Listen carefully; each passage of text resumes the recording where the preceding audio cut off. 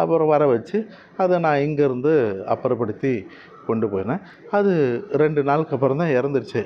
இப்போது அந்த 2 நாள் நான் போய் எடுக்கலைன்னா அது 2 நாள் அதே இடத்துல தானே உயிர் இழுத்துட்டு இருந்திருக்கும். அப்போது அரசாங்கம் ஆஸ்பத்திரி அந்த தெருநாய்கள் கிடையாது. அரசாங்கம் ஆஸ்பத்திரி யாருக்கு இருக்குன்னா, ஒரு உரிமையாளர்கள் உள்ள விலங்குகளுக்கு, அது நாய்களாக இருக்கட்டும், பறவைகளாக இருக்கட்டும், ஆடு மாடு ஏதாவது இருக்கட்டும், அதை இங்கேருந்து கொண்டு போய் அரசாங்க ஆஸ்பத்திரியில் கியூவில் நின்று வரிசையில் நின்று டோக்கன் வாங்கி அதுக்கு காசு கட்டி டோக்கன் வாங்கி, இப்போ அதுக்கு முடியலைன்னா எக்ஸ்ரே எடுக்கிறதுக்கு அரசாங்கத்துலேயும் காசு தான் கட்டணும், அதுக்கு ரத்தம் சோதனை பண்ணணும்னாலும் அரசாங்கத்துக்கு காசு கட்டணும், சில அடிப்படை மருந்துகளை தவிர மற்றதெல்லாம் எழுதி தான் கொடுப்பாங்க, அதெல்லாம் அரசாங்கத்துலேயும் காசு கட்டி தான் வாங்கி வைத்தியம் பண்ணணும். அப்போது அரசாங்கம் ஆஸ்பத்திரி தெருநாய்களுக்கு இல்லவே இல்லைங்கிறது தான் உறுதியான உண்மை. அப்போது நம்ம என்ன கேட்குறோன்னா, அந்த ஆதரவற்ற நாய்களுக்கு தான் அரசாங்கம் செய்யணும்.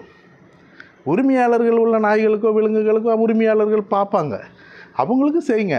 அதே மாதிரி இந்த ஆதரவற்ற நாய்களுக்கும் அரசாங்க மருத்துவமனையில் வைத்தியம் பார்க்குறதுக்கு ஒரு நல்ல ஏற்பாடு செய்யணும். இந்த மாதிரி முடியாமல் இருக்கிற நாய் அந்த 2 நாள் உயிரோட போய் இறக்கிறதுக்காவது ஒரு காப்பகம் வைக்கணும். நீங்களும் உணவளிக்க உதவலாம். Please help us to feet.